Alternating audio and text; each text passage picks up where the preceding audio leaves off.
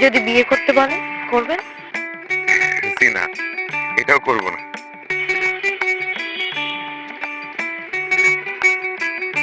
কেন? আপনার কি কোনো সমস্যা আছে? মেয়ে মানুষ আপনার পছন্দ না? না, কোনো সমস্যা নাই।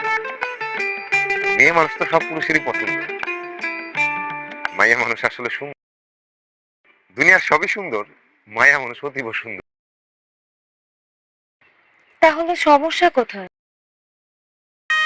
সমস্যা হলো সব সুন্দর জিনিসের নিচে কাটা থাকে।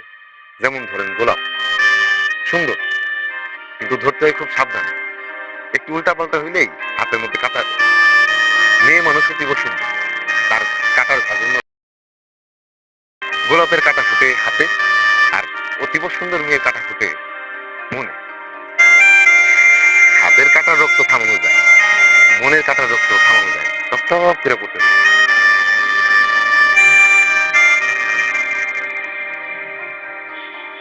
কিন্তু কোনো মেয়ে মানুষ যদি আপনাকে মন থেকে ভালোবাসে, তাহলে সে আপনাকে গোলাপের পাপড়ির মতো করে আগলে রাখবে। খুব সুন্দর বলছেন, গোলাপের পাপড়ির মতো আগলে রাখবো। আমার কাছে ভালোবাসা হলো তুমি ওই মানুষটাকে যেভাবে চাও, আগে নিজে ওরকম একটা মানুষ হয়ে ওঠো। আচ্ছা, এই মানুষের চেয়ে শ্রেষ্ঠ কি আর কিছু আছে? তুমি বলো। আমাদের পরম সৌভাগ্য যে আমরা কুকুর বেড়াল হয়ে জন্মাই, মানুষ হয়ে জন্মেছি। এতে কোনো সন্দেহ নেই স্যার। অবশ্য এর মধ্যে একটা কিন্তু আছে। আবার কিন্তু কি? মাঝে মাঝে পশুদের আমার কাছে মানুষের চেয়ে শ্রেষ্ঠ বলে মনে হয়। ওই হিংস্র বাঘের কথাই ধরুন না কেন, একটা বাঘ ততটুকুই খাদ্য সংগ্রহ করে যতটুকু তার প্রয়োজন, তার বেশি কিছু নয়।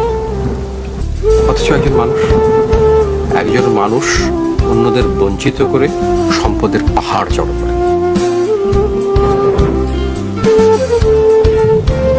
পশুর গর্ভে শুধু পশুই জন্মায়, যেমন বাঘের গর্ভে হিংস্র বাঘ, হরিণের গর্ভে হরিণ শিশু।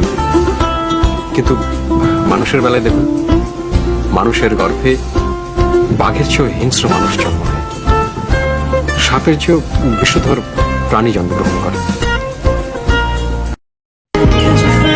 আমার কাছে ভালোবাসা হলো তুমি ওই মানুষটাকে যেভাবে চাও, আগে নিজে ওরকম একটা মানুষ হয়ে ওঠো।